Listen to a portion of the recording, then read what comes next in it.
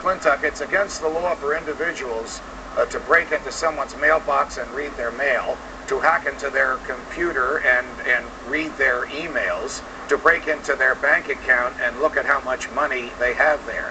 Why should the government be able to do this without a search warrant issued by a judge, rather on the whim of one or two federal agents?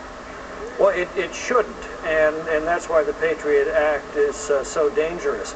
We've been there before. Again, one of the great complaints the American colonists had against the arbitrary decisions of Great Britain was their use of so-called writs of assistance or general warrants, which gave their revenue agents blank check to go and search for any revenue violators, any tax protesters.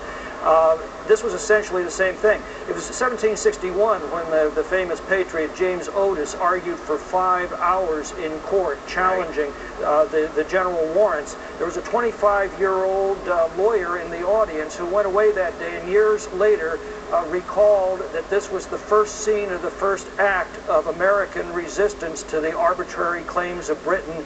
Then and there, the child independence was born. That 25-year-old lawyer was John Adams, who became the second president of the United States. Well, why is it that Republicans, people who come from the party of Barry Goldwater and Ronald Reagan, who believe in the primacy of the individual, who believe in small and limited government, who are supposed to believe that the Constitution means what it says, that Republicans are leading the charge for the extension of this piece of legislation, the most assaultive legislation written by the Congress since the Alien and Sedition Acts 220 years ago? Well, I can tell you about my travels. I can't talk about other Republicans, but a year ago I made a terrible mistake and voted to extend those provisions of the Patriot Act.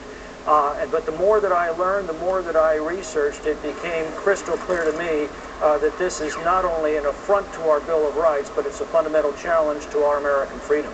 And the way the House Republican leadership has cast this, there was, I think, just an hour of debate. There were no committee hearings. There's no opportunity to amend. You're talking about tampering with the Constitution, and they don't even want to debate it. What are they afraid of?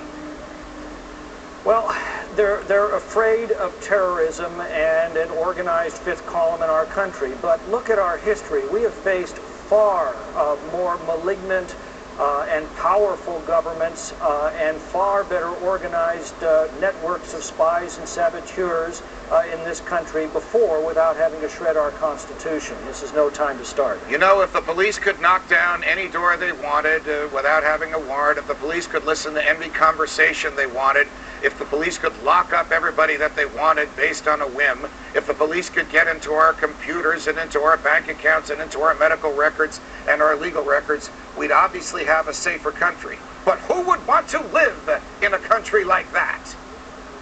I think it's very, very well stated. My chief of staff was born in Moscow. His family immigrated in 1994 when he was 14 years old. About a week or two before they left, the authorities who were trying to block their exit visa ransacked their apartment. They returned. His younger brother was absolutely hysterical and distraught. His mother calmed him down by saying, "Don't worry, son, don't worry. In just a few days, we'll be leaving, and this sort of thing won't happen in America." Wow.